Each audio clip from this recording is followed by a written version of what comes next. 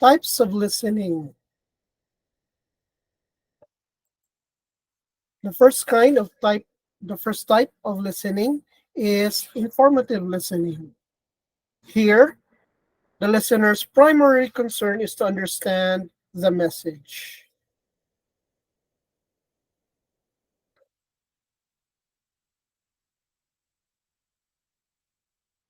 Informative listening is successful if the speaker's intended message is the one assigned by the listener to the message. Otherwise, there is a breakdown in communication. There are many factors that affect whether or not the listener will assign the same message as the intended message of the speaker. Okay, so informative listening is successful if the speaker's intended message is the same message assigned by the listener to the message. That's informative listening. Then we also have relationship listening. It's intended to improve relationships. Class, I've heard the idea that when women uh, when women relate their problems, they're just asking for sympathy. They're just waiting for sympathy.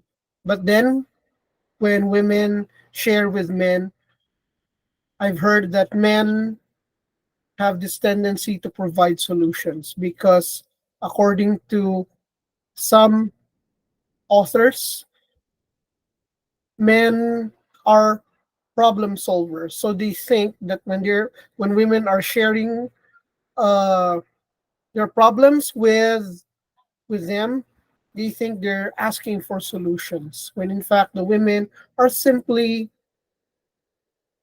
trying to get a sympathetic ear.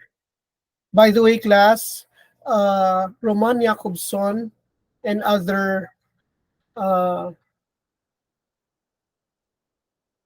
other linguists have this concept of what we call phatic communion. It's PHATIC, phatic communion. The idea is building relationships by speaking. Of course, in speaking, you also have listening. So when you listen, it's intended to improve relationships. So that's relationship listening. You're not so much focused on the content or the solution. It's more about building relationships by listening. Then you also have appreciative listening. When we say appreciative listening, the focus, the goal is to produce a response from the listener. What is important is your response, which means that if you want a particular response, you may have to change the source. You may have to change the stimulus. An example of this is listening to music, listening to the radio, or even watching and listening to theater.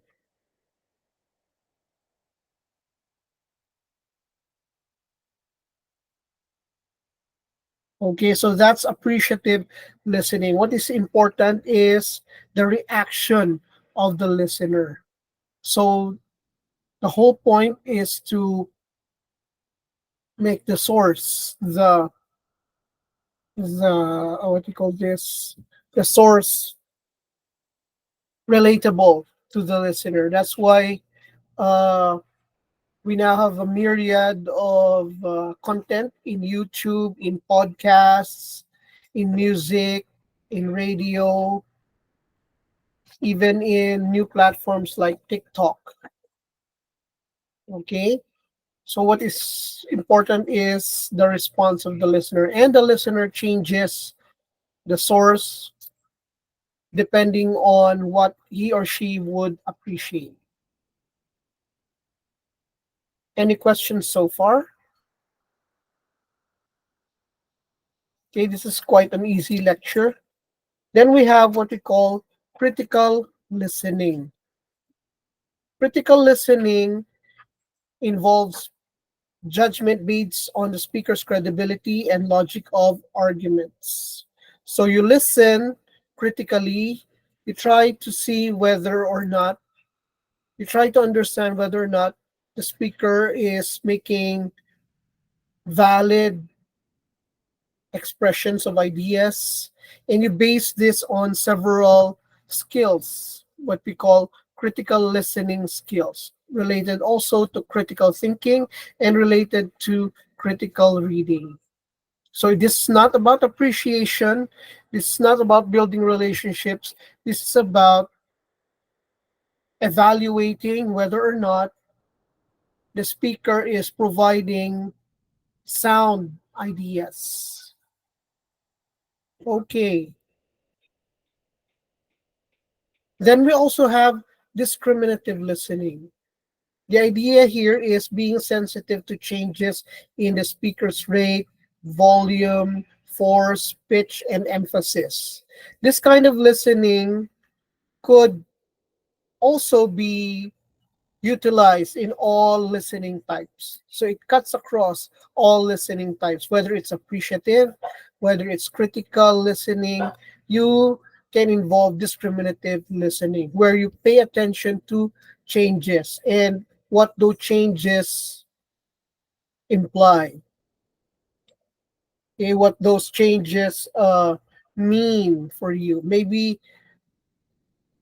there's emphasis, maybe there's an expected reaction from you. Like, for example, if the speaker suddenly stops, maybe he wants something, an idea to sink into you. Okay, so that's discriminative listening.